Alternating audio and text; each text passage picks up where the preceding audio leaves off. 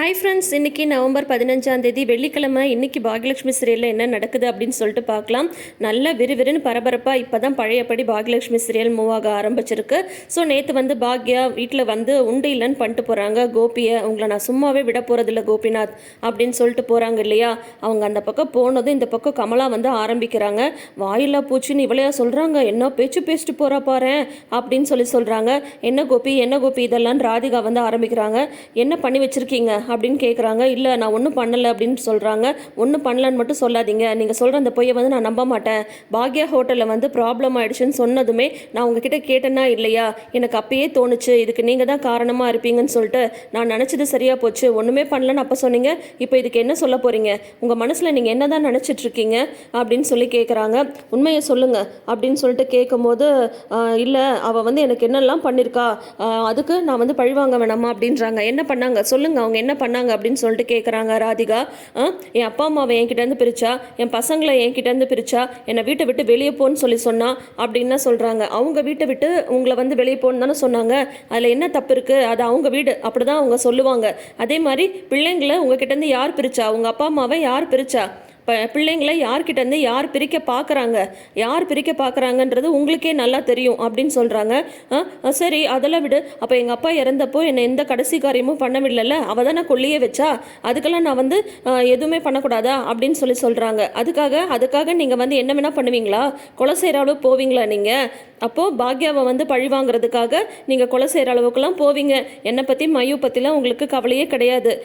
உங்களை நம்பி மயுவை கூட்டிகிட்டு வந்து உங்கள் கூட வாழ்ந்துட்டுருக்கனே, எனக்கு என்ன பதில் சொல்ல போகிறீங்க சொல்லுங்கள். உங்ககிட்ட நான் அது வேணும் இது வேணும்னு ஏதாவது கேட்டிருக்கேனா, இங்கே கூட்டிகிட்டு போங்க அங்கே கூட்டிகிட்டு போனுங்கன்னு ஏதாவது கேட்டிருக்கேனா? உங்கள் முன்னாள் மனைவியை விட்டுட்டு என் கூட சந்தோஷமாக வாழுங்கன்னு தானே சொல்கிறேன். அது கூட உங்களால் பண்ண முடியாதுல்ல. இப்போ உங்களுக்கு ஏதாவது பிரச்சனை வந்து ஏதாவது ஆயிருந்தா என்ன பண்ணுறது அப்படின்னு சொல்லி கேட்குறாங்க. அதுதான் ஒன்றும் நடக்கலையே ராதிகா அப்படின்னு சொல்கிறாங்க.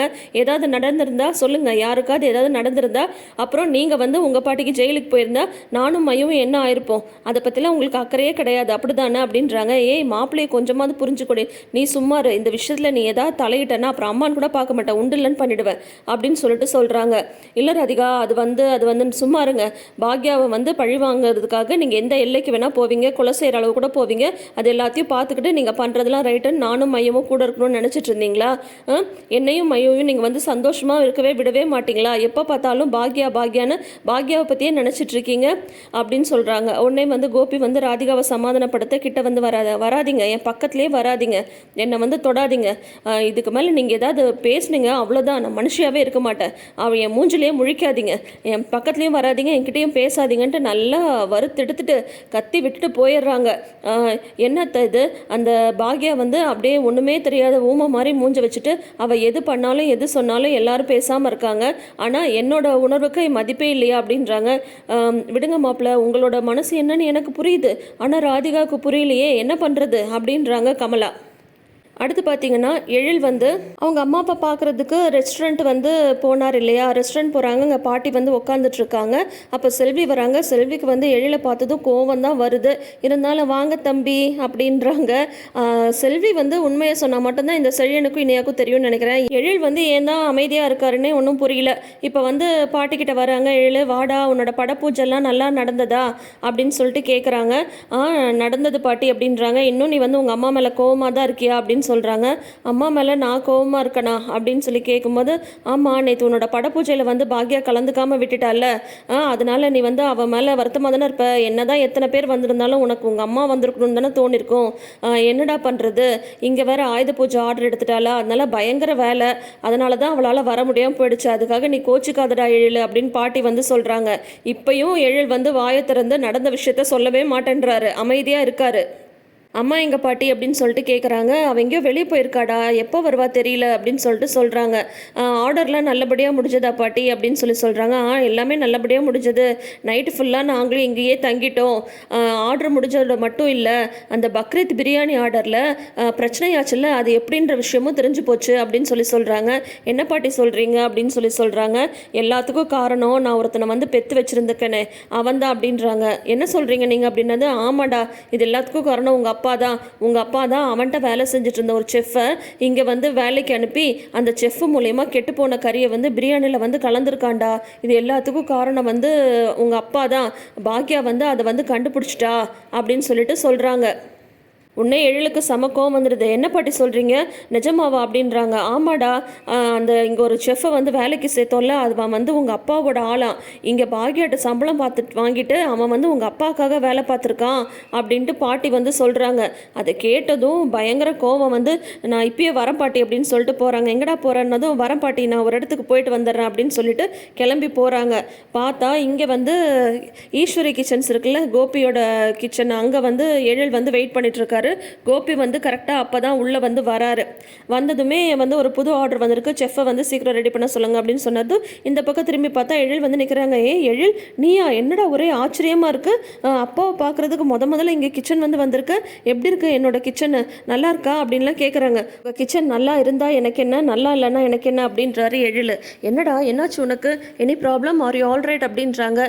நான் நல்லா தான் இருக்கேன், ஆனால் நீங்கள் படப்பூஜை நடக்கும்போது என்ன சொன்னீங்க, நீங்கள் உங்கள் அம்மா வந்து எனக்கு என்னென்னமோ பண்ணிட்டா, அதுக்காக தான் நான் வந்து இந்த மாதிரி வந்து ஒரு விஷயத்தை பண்ணேன், படப்பூஜையில் கலந்துக்க கூடாதுன்னு சொன்னேன் அப்படின்னு நீங்கள் சொன்னீங்கல்ல, சொல்லுங்கள், எங்கள் அம்மாவுக்கு இது வரைக்கும் நீங்கள் அந்த ஒரு பிரச்சனை மட்டும்தான் கொடுத்துருக்கீங்களா, சொல்லுங்கள் அப்படின்னு சொல்லி கேட்குறாங்க. நான் என்ன பண்ணேன், அவள் பண்ணதுக்கு தான் நான் வந்து அந்த மாதிரி பண்ணேன் அப்படின்றாங்க. போய் சொல்லாதீங்க, எவ்வளோ ஒரு பெரிய பிரச்சனையை வந்து எங்கள் அம்மாவுக்கு நீங்கள் வந்து உருவாக்கி கொடுத்துருக்கீங்க. யோ, எங்கள் அம்மா அப்படி உனக்கு என்னையா பண்ணாங்க, சொல்லுங்கள் என்ன பண்ணாங்க அப்படின்னு சொல்லி கேட்குறாங்க. என்ன பண்ணாலா, எங்கள் அப்பாவுக்கு அப்படின்னு சொல்லி சொல்ல வராரு. போது நிப்பாட்டுங்க, என்ன நினச்சிட்டு இருக்கீங்க உங்கள் மனசில், உங்கள் அப்பாவுக்கு எந்த கடைசி காரியமும் நீங்கள் பண்ணக்கூடாதுன்னு சொல்லி சொன்னது உங்கள் அப்பா. அதை வந்து பாட்டிக்கிட்ட அவங்க வந்து சொல்லியிருக்காங்க. அவங்களோட கடைசி ஆசையை பாட்டி வந்து நிறைவேற்றினாங்க. அதுக்கும் எங்கள் அம்மாவுக்கும் என்ன சம்மந்தம் இருக்குது, அதுக்காக எங்கள் அம்மாவை வந்து பழி வாங்குவீங்களா நீங்கள்? உங்கள் அம்மா, எங்கள் அம்மா, உங்கள் அப்பா, பசங்க அப்படின்னு சொல்லிட்டு யாருக்குமே நிம்மதி இல்லாமல் பண்ணிட்டீங்க. இப்போது அடுத்தவங்க குடும்பத்துலேயும் நிம்மதி இல்லாமல் பண்ணுறதுக்கு ரெடி ஆகிட்டிங்களா அப்படின்னு சொல்லிட்டு கேட்குறாங்க. தொப்பார் எழில், நீ ஓவராக பேசுகிற, அப்போ உங்கள் அம்மா வந்து நல்லவன், நான் வந்து கெட்டவன் அப்படின்னது. ஆமாங்க, நீங்கள் சொன்னாலும் சொல்லனாலும் எங்கள் அம்மா நல்லவங்க தாங்க. அடுத்தவங்க அவளோட குடியை கெடுக்கணும்னு எங்கள் அம்மா வந்து எப்பவுமே நினைக்கவே மாட்டாங்க. ஆனால் நீங்கள் எப்போ பார்த்தாலும் வந்து எங்கள் அம்மாவை என்ன பண்ணலாம், என்ன செஞ்சு அழிக்கலாம் அப்படின்ட்டு அதை பற்றியே தான் யோசிச்சுட்டு இருக்கீங்க. அதுக்கு வந்து ஒரு எல்லையை மீறி இப்போ வந்து நீங்கள் போயிட்டீங்க அப்படின்னு சொல்லி சொல்கிறாங்க. ஓ, இப்போ நீயும் வந்து மாறிட்டல, அப்போ உங்கள் அம்மா தான் உனக்கு வந்து முக்கியமாக போச்சு. ஆனால் உங்கள் எப்போ பார்த்தாலும் உங்களை பற்றி நினச்சிட்டு இருக்கிறேன், நான் வந்து முட்டாள், நான் தான்டா உனக்கு வந்து கஷ்டப்பட்டு பட வாய்ப்பு வாங்கி கொடுத்தேன் அப்படின்றாங்க. போதும் நிப்பாட்டுங்க, நீங்கள் இதை வந்து சொல்லுவீங்கன்னு சொல்லிட்டு எனக்கு வந்து நல்லாவே தெரியும். 2 நாள் முன்னாடி தான் எங்கள் அம்மா வந்து படுற கஷ்டத்தெல்லாம் நான் வந்து கூடையே இருந்து பார்த்தேன். அதுக்கு எங்கள் அம்மாவுக்கு ஏதாவது ஹெல்ப் பண்ணணும்னு நான் நினச்சி தான் இந்த படத்தை செஞ்சே ஆகணும்னு சொல்லிட்டு படப்பூஜையில் அம்மா கலந்துக்கூடாதுன்னு நீங்கள் சொன்னதுக்கு வந்து நான் வந்து ஒத்துக்கிட்டேன். இல்லைனா இந்த வாய்ப்பு தேவையே இல்லை, நான் எப்பயோ தூக்கி போட்டு போயிட்டு இருந்திருப்பேன் அப்படின்னு சொல்லி சொல்கிறாங்க. ஆஹா, ஓ, அப்போ வந்து நான் வந்து உனக்கு பட வாய்ப்பு வாங்கி தருவேன், அதை வச்சு நீ உங்கள் அம்மாவுக்கு ஹெல்ப் பண்ணுவேன் அப்படிதானே அப்படின்றாங்க. ஆமாம், அந்த ஒரு உதவியாவது உங்களால் வந்து இருந்துட்டு போட்டுமே, என்ன இப்போது நம்ப வச்சு கழுத்துறது தானே உங்கள் வேலையாக போச்சு. கல்யாணம் ஆனதுலேருந்து எங்கள் அம்மாவை நம்ப வச்சு என்னெல்லாம் துரோகம் பண்ணீங்க, அதுக்கு பிராயச்சித்தமாக இது இருந்துட்டு போட்டுன்னு தான் நான் வந்து நினச்சேன் அப்படின்னு சொல்லி சொல்கிறாங்க. சும்மா பேசாத எழில், இஷ்டப்பட்டு ப்ரொடியூசர்கிட்ட பேசி வாய்ப்பு வாங்கி கொடுத்ததுனால நீ வந்து உங்கள் அம்மாவை வசதி பேசுறியா அப்படின்றாங்க. போது நிப்பாட்டுங்க, யாருக்குங்க வேணும் உங்கள் வாய்ப்பு, இப்போ என்ன நீங்கள் வாங்கி கொடுத்த வாய்ப்பை வந்து நான் யூஸ் பண்ணிட்டேன்னு தானே இப்படிலாம் சொல்லி காட்டுறீங்க, எனக்கு தேவையே இல்லை, இப்போயே அந்த படத்தை வந்து நான் தூக்கி போடுறேன் அப்படின்றாங்க. டே எழில், என்னடா விளையாடுறியா, அக்ரிமெண்ட்லாம் சைன் பண்ணியிருக்கடா அப்படின்னு சொல்லி சொல்கிறாங்க. அதெல்லாம் நான் பார்த்துக்கிறேங்க, ப்ரொடியூசர்கிட்ட வந்து நான் வந்து பேசிக்கிறேன், நீங்கள் ஒன்றும் அதை பற்றி கவலைப்படையே தேவையில்லை அப்படின்றாங்க. ஐயோ, அக்ரிமெண்ட் வந்து சைன் பண்ணியிருக்க, அதுக்கப்புறம் அவர் ஏதாவது கோர்ட்டு கேஸுன்னெலாம் போயிடுவாருடா, உன்னோட கேரியரே வீணாக போயிடும் அப்படின்றாங்க. பரவாயில்லைங்க, உங்களால் வந்த ஒரு வாய்ப்பை வச்சு நான் வந்து முன்னேறதை விட என் கேரியர் வீணானா எனக்கு அதை பற்றி பிரச்சனையே கிடையாது. கோர்ட்டு கேஸுன்னு எது வந்தாலும் நான் வந்து பார்த்துக்கிறேன், எனக்கு அதை பற்றி அக்கறையே இல்லை, எனக்கு எங்கள் அம்மா தான் முக்கியம். இப்போ நீங்கள் செஞ்சுருக்கீங்களே ஒரு ஃப்ராடு வேலை, இதுக்கு வந்து கண்டிப்பாக எங்கள் அம்மா வந்து ஒரு பதிலடி தருவாங்க. அப்படி அவங்க எதுவும் தரலனாலும் நான் வந்து உங்களை சும்மா விட போகிறது கிடையாது. எங்கள் அம்மா வந்து போனால் போகுதுன்னு மன்னிச்சு விட்டாலும் உங்களை நான் வந்து விட மாட்டேன். இப்போ நீங்கள் செஞ்ச இந்த வேலைக்கான பிரதிபலனை நீங்கள் அனுபவிச்சே ஆகணும், உங்களை நான் சும்மாவே விட மாட்டேன் அப்படின்னு சொல்லிட்டு கோபியை வந்து நல்லா மிரட்டிட்டு போகிறாரு. ஃபஸ்ட்டு வந்து பாக்யா, 2வது ராதிகா, இப்போ எழில்னு சொல்லிட்டு கோபிக்கு அடுத்தடுத்த மிரட்டல் வந்து வந்துட்டுருக்கு. அடுத்தது பார்த்தீங்கன்னா நைட் ஆகிடுது. பாக்யாவும் செல்வியும் வந்து போலீஸ் போலீஸ் ஸ்டேஷன் வாசலில் வெயிட் பண்ணிட்டு இருக்காங்க. செல்வி வந்து சொல்கிறாங்க, அக்கா அந்த செஃப் வருவாருன்னு நீ நம்புறியா? எனக்கு என்னமோ நம்பிக்கை இல்லை அப்படின்னதும், இல்லை செல்வி கண்டிப்பாக வருவாங்கன்னு சொல்கிறாங்க பாக்யா. அந்த செஃப்புமே வந்துடுறாரு. வந்ததுமே வந்து 3 பேர் போலீஸ் ஸ்டேஷனுக்கு போகிறாங்க. அந்த கம்ப்ளைண்ட்டை வந்து படித்து பார்க்குறாங்க. அப்போ நீங்கள் சொன்னதெல்லாம் வந்து தான் நடந்திருக்கு இல்லையா அப்படின்னு சொல்கிறாங்க. ஆமாம் சார், என்னோட வளர்ச்சியை பார்த்து பொறாமப்பட்டு தான் மிஸ்டர் கோபிநாத் வந்து இது எல்லாத்தையும் வந்து செஞ்சுருக்காரு. அதுக்கு வந்து இவர் தான் சாட்சி அப்படின்னு சொல்கிறாங்க. என்னப்பா இவங்க சொல்கிறது எல்லாமே உண்மையா அப்படின்னதும், ஆமாம் அப்படின்னு சொல்லிட்டு அந்த செஃப் வந்து சொல்கிறாங்க. சரி, அப்படி உங்கள் வளர்ச்சியை பார்த்து பொறாமப்படுற அளவுக்கு உங்களுக்கும் அவங்களுக்கும் என்ன சம்மந்தம் அப்படின்னு சொல்லிட்டு கேட்குறாங்க. தொழில் விரோதமா அப்படின்னு சொல்லி கேட்குறாங்க. தொழில் விரோதம் அதெல்லாம் எதுவுமே கிடையாது சார் அப்படின்றாங்க. உடனே செல்வி வந்து சொல்கிறாங்க, சார் அந்த கோபி சார் தான் வந்து அக்காவோட வீட்டுக்காரரு அப்படின்னு சொல்கிறாங்க. அப்படியா, என்னம்மா நடக்குதுங்க அப்படின்னதும், சார் அவங்க 2 பேருக்கும் வந்து டைவர்ஸ் ஆகிடுச்சு அப்படின்றாங்க. ஆமாம் சார், நாங்கள் 2 பேரும் வந்து பிரிஞ்சிட்டோம்.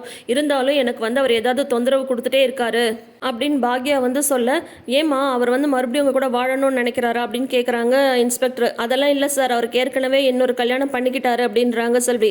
அப்போ நீங்கள் இன்னொரு கல்யாணம் பண்ணிக்கல அப்படின்னா, அக்காலாம் இன்னொரு கல்யாணம்லாம் பண்ணிக்கல சார் அப்படின்றாங்க. சார் நான் வந்து என்னோட குடும்பம் என்னோட தொழில்னு சொல்லிட்டு அதை தான் சார் பார்த்துட்ருக்கேன். ஆனால் என்னோட தொழிலிருந்து எல்லா விதத்துலையும் அவர் வந்து எனக்கு தொந்தரவு கொடுக்கணுன்றதுக்காகவே இது எல்லாத்தையும் வந்து பண்ணிகிட்ருக்காரு. அதனால இப்போ நான் வந்து இது மேலே ஆக்ஷன் எடுத்தே ஆகணும்னு சொல்லிட்டு முடிவு பண்ணிட்டேன். ஏன்னா இது அடுத்தவங்களோட உயிர் சம்மந்தப்பட்ட விஷயம். அதனால நீங்கள் கண்டிப்பாக ஆக்ஷன் எடுக்கணும் அப்படின்றாங்க பாக்யா. சரிம்மா கண்டிப்பாக அது என்ன ஏதுன்னு நாங்கள் வந்து பார்க்குறோம், நீங்கள் கிளம்புங்க அப்படின்றாங்க. உடனே அந்த செஃப்பும் கிளம்புறாங்க. நீங்கள் எங்கே போகிறீங்க, இருங்க அவங்கள விசாரிக்க வேண்டியது இருக்குது அப்படின்றாங்க. ஏன் சார் அப்படின்றாங்க. ஆமாம்மா, நீங்கள் கம்ப்ளைண்ட் கொடுத்துருக்கீங்க, இவர் தான் சாட்சின்னு வேறு சொல்லியிருக்கீங்க. அப்போ இவர்கிட்ட வந்து விசாரிச்சுட்டு தானே நாங்கள் வந்து ஆக்ஷன் எடுக்க முடியும். நீங்கள் கிளம்புங்க, அவர் இங்கே இருக்கட்டும் அப்படின்னு சொல்கிறாங்க. இப்போ வந்து அந்த செஃப்பை வந்து போலீஸ் ஸ்டேஷன்லேயே வச்சுருக்காங்க விசாரிக்கிறதுக்காக.